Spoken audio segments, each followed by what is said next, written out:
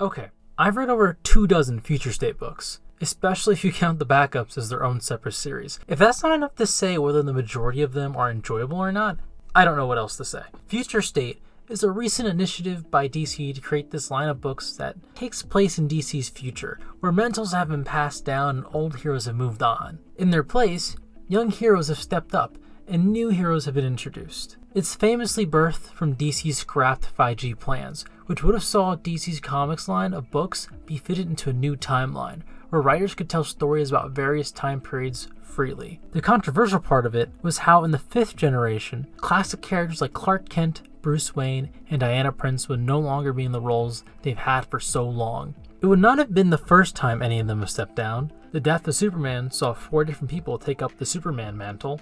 Nearly all, if not most, of Batman's Robins have replaced him at some point.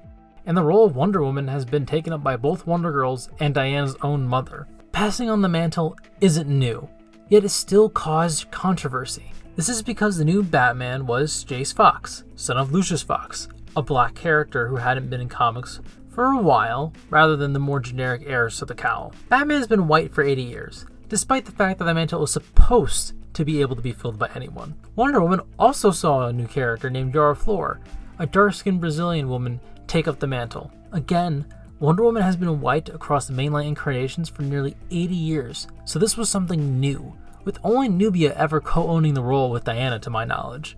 This time, Yara Flor would be the first non-white Wonder Woman to hold the role by herself and change the pantheon Wonder Woman directly interacted with. Other characters were replaced too. The new Flash was Jess Chambers, a vaguely ethnic non-binary character, and Aquaman was replaced by his daughter, Andy Curry, Aquawoman. Green Lantern wasn't so much replaced because there are always like half a dozen at one time, though this was a newish black female Green Lantern named Jo. So after hearing this history lesson of what was supposed to be 5G and not a temporary event, take a guess how all the people responded to these announcements. SpongeBob. SpongeBob, I was just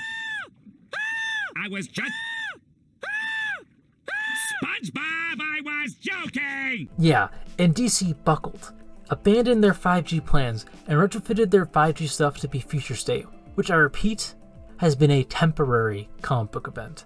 After all the controversy and changes made to these books, I have to say, I wish DC had stuck to their guns. These books are really good, and are more interesting than what's going on in the main books.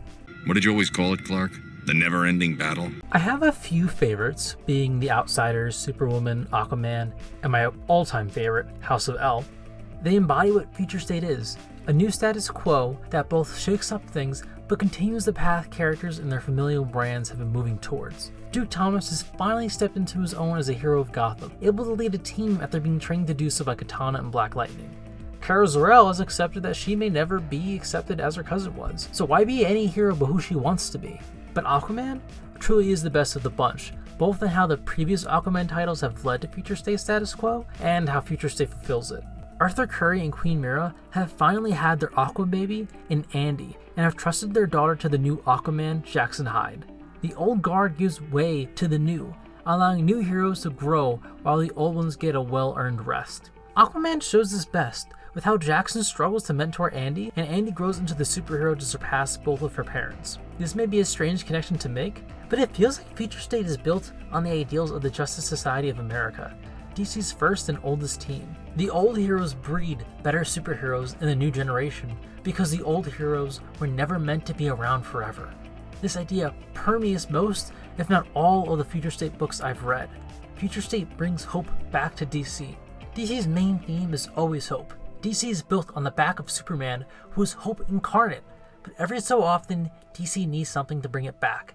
I'm glad this time wasn't with the same old characters we've had for years. I just wish it was more permanent. I object! You call this a trial?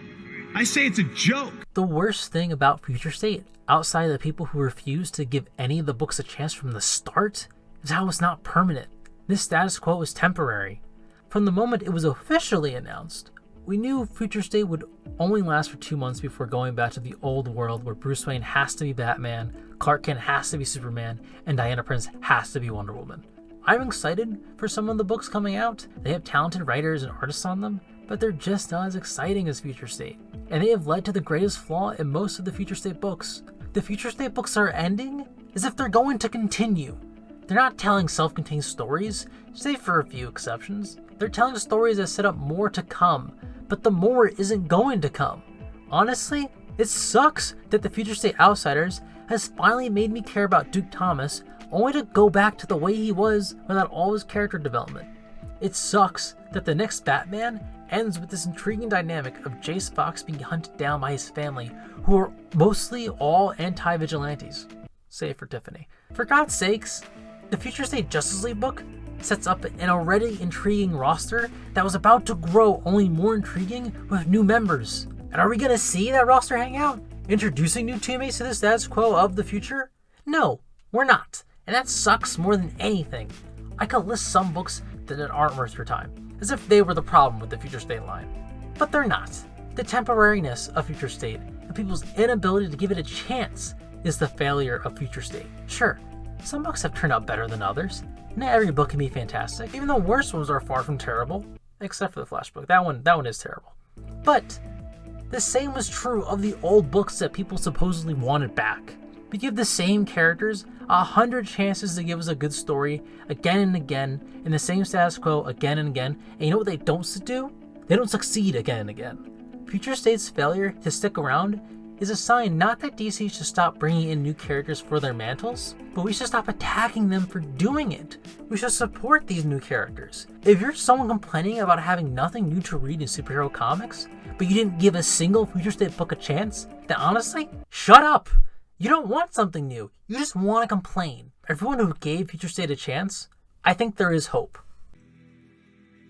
There's always hope. It's not likely, but it's not impossible that some of these Future State books could continue on. There already is one title called Future State Gotham that will continue the Future State stories for the Bat family.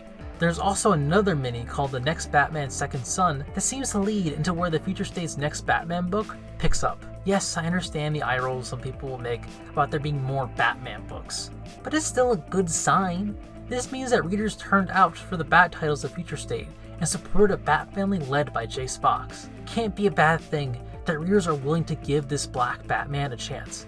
Yara Flor even has her own Wonder Girl series that works similar to the next Batman book. So it's not just Batman. We can have some grounded hope that DC will actually continue some of the great stories they have in Future State, because Future State doesn't suck. It's good. It's really good, and more people should buy these books. Are you out of your mind? What do you think you're doing? Prepare to be dazzled. If I had to pick my favorites to recommend, it would have to be Future State Aquaman more than anything. There's no title in the Aquaman line post Future State, and that's a crime, when this book is easily one of the best of the bunch. Not only that, it perfectly sets up the premise for an Aquaman series. But while Aquaman is probably the best Future State book, Superman House of El is my favorite. It makes for an excellent bookend for Future State. It shows the future of Superman's legacy, where the hope and goodness he inspires has spanned the galaxy. The House of El is made up of hybrids between Superman's descendants and other races, showing that truth, justice, and hope doesn't belong just to Earth and Krypton. It introduces amazing new characters and elevates the meaning behind the symbol on Superman's chest. Also, if Theander doesn't come back after Future State, I'm starting a riot. That's the rules. Another favorite would have to be Future State Red Hood, which is a backup story to Dark Detective. Its art style is weird, I'm not gonna lie. And Dark Detective is good in its own right with amazing art.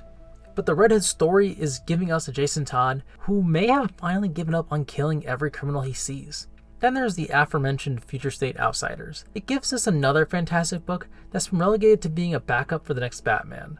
But the next Batman is great in its own right, so you get two great titles for the price of one. Kara Zor-El Superwoman is another book that needs more eyes on it. It's short, impactful, and it finally upgrades Kara from being Supergirl to Superwoman. She's deserved to be named like an adult for a long time, and this book shows why.